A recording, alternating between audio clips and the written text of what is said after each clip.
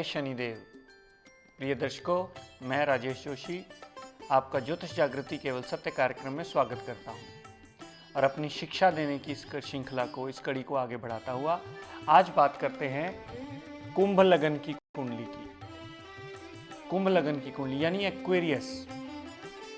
प्रिय दर्शकों, एक्वेरियस लगन की कुंडली आप इसी तरह ड्रॉ कर लीजिए और इसके कारक मारक ग्रहों को अच्छी तरह समझ लीजिए। ये आपको बहुत हेल्प करने वाला है। ये कुंडली ज़्यादा समझनी इसलिए ज़रूरी है क्योंकि इसमें बहुत सारे लोग इसको समझने में ही गलती कर देते हैं। क्यों? क्योंकि कुंभ लगन की कुंडली में जो लग्नेश होता है वो शनिदेव होता है और शनिदेव की ये मूल त्रिकोण राशि है। जैसा मैं हर एपिसोड में पहले भी कई बार कह चुका हूँ, कितने ही एपिसोड में मैंने कहा है कि शनिदेव का बिहेवियर एज अ जज होता है। तो जब जज खुद ही स्वयं चीफ मिनिस्टर बन जाए तो आप समझ सकते हैं वो न्याय कितने अच्छे तरीके से करेगा। अब शनिदेव ने इस कुंडली में अपने मित्रों को, अपने शत्रुओं को अपने हिसाब से डिपार्टमेंट्स बांटे हैं। शनिदेव ने अपने साथ खर्च का घर जोड़ लिया, व्यय का घर जोड़ लिया, मोक्ष प्राप्ति का घर जोड़ लिया। शनिदेव इस लगन कुंडली के सबसे कारक ग्रह हैं।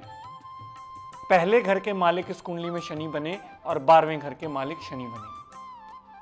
पहले घर के मालिक होने की वजह से इस कुंडली के सबसे कारक ग्रह बन गए।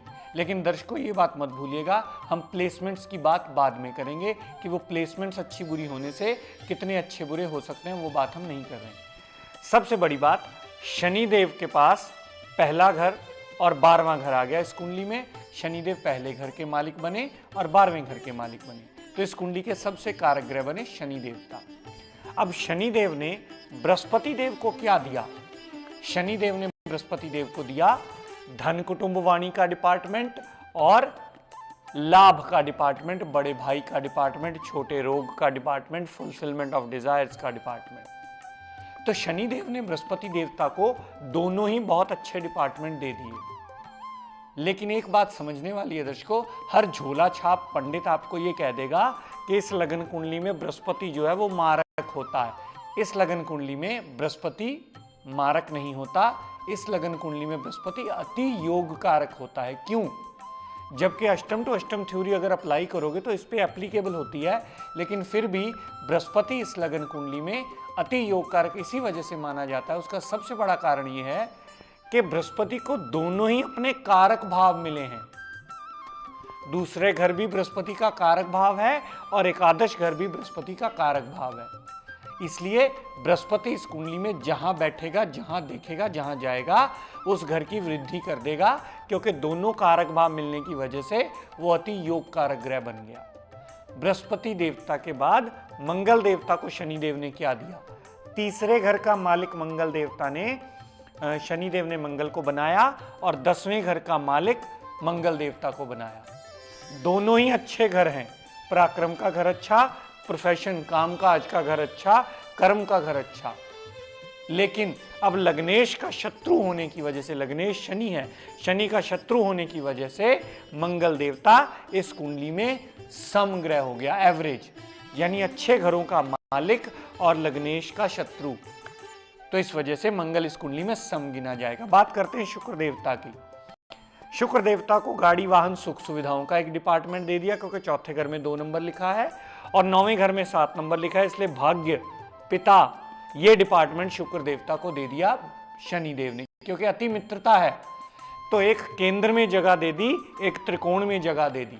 तो शुक्र देवता इस लगन कुंडली में अति योग कारक ग्रह बन गए, चौथे घर के मालिक और 9वें घर के मालिक, सुख सुविधाओं के और भाग्य के मालिक। शनिदेव ने बुध देव को क्या दिया? एक राशि मूल त्रिकोण में साधारण दे दी बुध देवता की, और बुध की मूल त्रिकोण राशि यहां दे दी अष्टम में त्रिक स्थान में। लेकिन त्रिकोण अशुभ नहीं होता जब तक उसकी प्लेसमेंट गड़बड़ ना हो जाए। यहां बुध देवता जो है वो योग कारक बन गया, 5वें घर का मालिक और 8वें घर का मालिक, लग्नेश का अति मित्र। इसलिए बुध इस कुंडली में अति योग कारक गिना जाएगा। चंद्रमा देवता को क्या दिया? चंद्रमा और शनि में आपस में क्या है, अब तो ये आप सारे जानने लगी गए होंगे।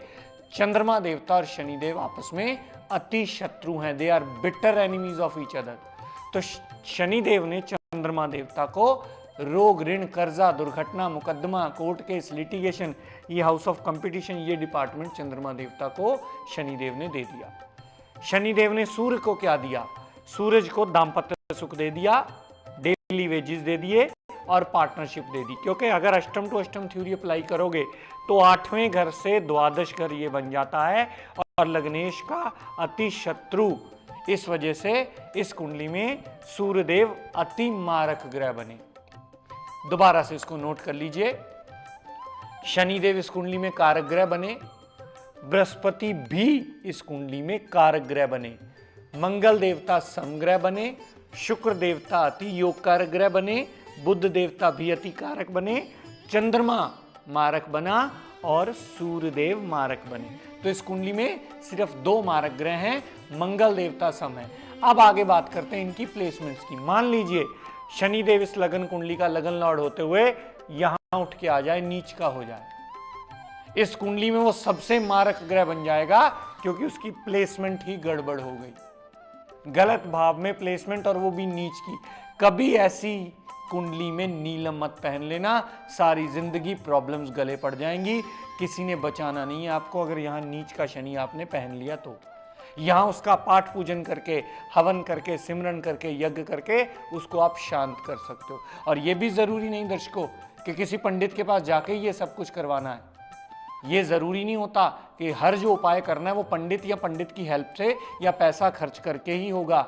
आप घर बैठे भी रोज एक शनि चालीसा ले लीजिए, शनि स्तोत्र ले लीजिए, रोज नियम से रात को करना शुरू कर दीजिए सोने से पहले, उससे आपको रिलीफ मिल जाएगा। तो अगर यहाँ शनिदेव हुए अति कारक होते हुए भी मारक हो गए, शनिदेव उठ के 6ठे घर में आ गए तो भी वो मारक बन गए, अपनी दशा अंतरदशा में सिवा ऑब्स्टेकल टेंशन के कुछ नहीं देंगे, क्योंकि शनि योग कारक हैं।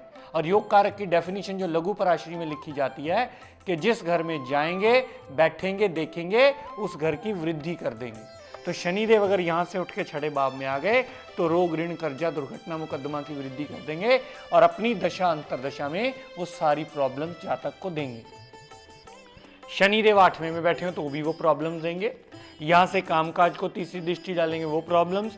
यहाँ से 7वीं दृष्टि धन कुटुंब वाणी में डालेंगे, वो प्रॉब्लम्स। यहाँ से 10वीं दृष्टि औलाद संतान सुख पेट पे डालेंगे, उसको भी प्रॉब्लम्स ही देंगे।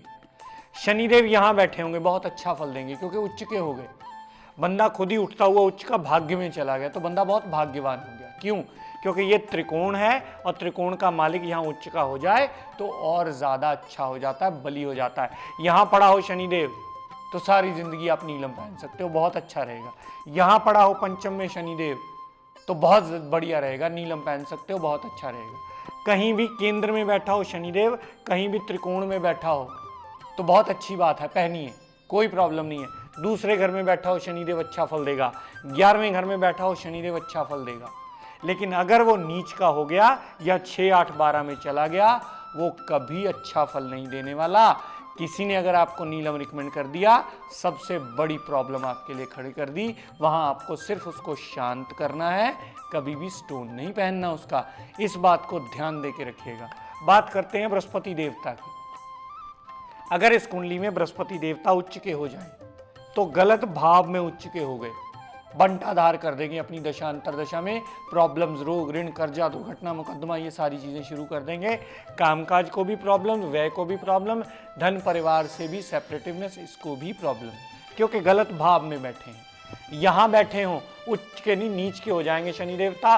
नीच के होने की वजह से, भाव गलत होने की वजह से धन और परिवार कुटुंब वाणी लाभ दोनों चीजें व्यय में चली। सारी जिंदगी इंसान भागता रहता है पैसे के पीछे, कभी वो पूरा ही नहीं कर पाता उसको, कभी वो सेटिस्फाई ही नहीं हो पाता अपने आप में। क्यों?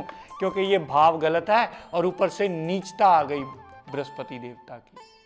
बृहस्पति देव कर्म में बैठे हों, बहुत अच्छा, बंदा सात्विक कर्म करने वाला होगा, क्योंकि ये उसका कारक भाव भी है।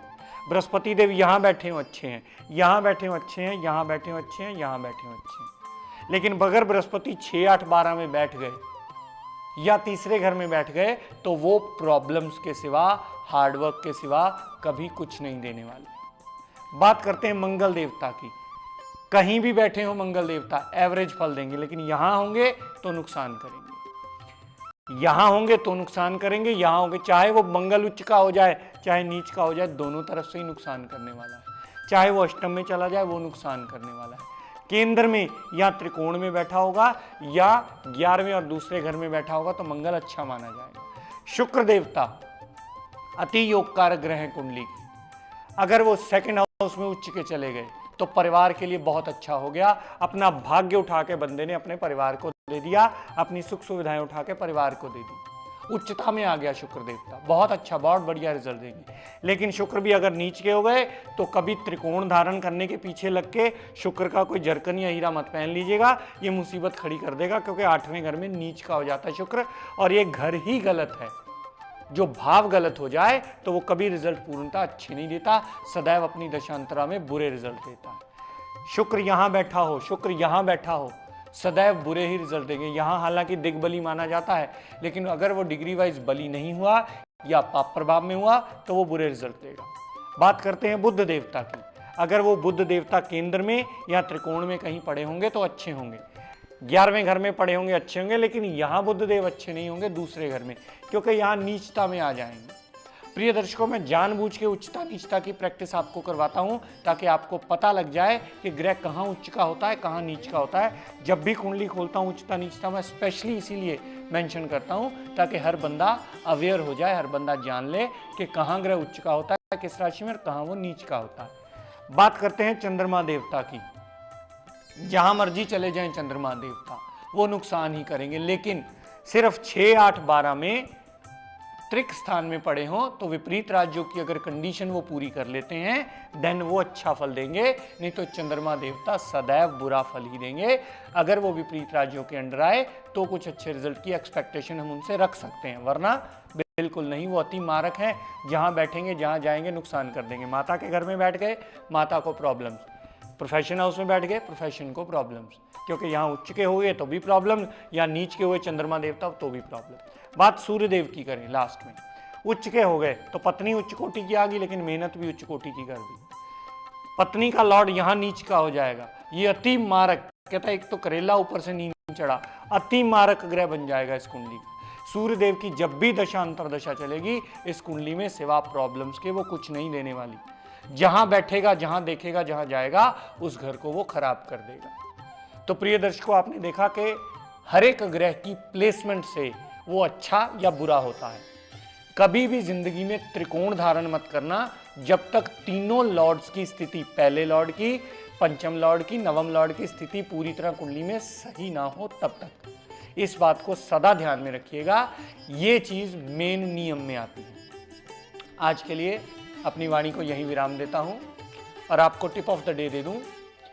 अक्सर देखा होगा शनि राहु केतु का प्रभाव हर बॉडी में नॉर्मल से ज्यादा होता तो वो परेशान होती है। तो आप इस बात को ध्यान रखिएगा दर्शकों कि जिसके ऊपर भी शनि राहु की दशा, अंतरदशा, गोचर में 60 सती की प्रॉब्लम चल रही हो, उसको चाहे वो मेल हो चाहे वो फीमेल हो, कभी भी नेल्स नहीं बढ़ाने चाहिए। क्यों? क्योंकि नेल्स सिवा मैल के कारक होते हैं और मैल सारी शनि राहु केतु के अंडर आती है। वो अपना नेगेटिव प्रभाव इनकी अपनी बॉडी में बढ़ाना शुरू कर देते हैं, जिसने भी नेल बढ़ाए होंगे। नहीं भी प्रॉब्लम खड़ी होनी होगी तो भी आपके लिए हो जाएगी। आजकल फैशन है, लड़कियां बहुत अच्छे नेल बढ़ा लेती हैं, लेकिन इस बात का ख्याल रखिएगा दर्शकों, अगर शनि की 60 सती या शनि की नेगेटिव दशा आपकी बॉडी में चल रही होगी तो नेल्स को सदैव काट के रखिएगा। अपनी जितनी साफ सफाई सुचिमता रखेंगे उतना ही वो आपको अच्छा फल देने के काबिल बनाएगा। तो नेल्स जितने कटे होंगे या हफ्ते बाद एक फिक्स पीरियड रख लीजिए, चाहे शनिवार को या शुक्रवार को आप इसको जरूर काटिए ताकि शनि देवता के, राहु देवता के नेगेटिव प्रभाव से फारग हो पाए। आज इतना ही। इस बात को फाइनलाइज करते हुए एक्वेरियस लगन की कुंडली में कौन कारक है कौन मारक आपने जान ही लिया होगा। इस कोर्स को अगर कोई ज्वाइन करना चाहे या वो इस बात पे टाइम नहीं दे पाता तो हमारे इंस्टीट्यूशन से वो थोड़ा सा शुल्क दे करके सीडीज ले सकता है और घर बैठे ही ज्योतिष विद्या सीख सकता है। हर कुंडली उसको क्लियरली समझ में आ जाएगी। ये हमारे इंस्टीट्यूशन का एक और प्रयास है आपको जागरूक करने के लिए। इसी के साथ आज अपनी वाणी को यहीं विराम देता हुआ, आप सबके लिए मंगल कामना करता हुआ, खुद के लिए, अपने परिवार के लिए, आपके परिवार के लिए, समस्त जीवात्मा के लिए मंगल कामना करता हुआ ये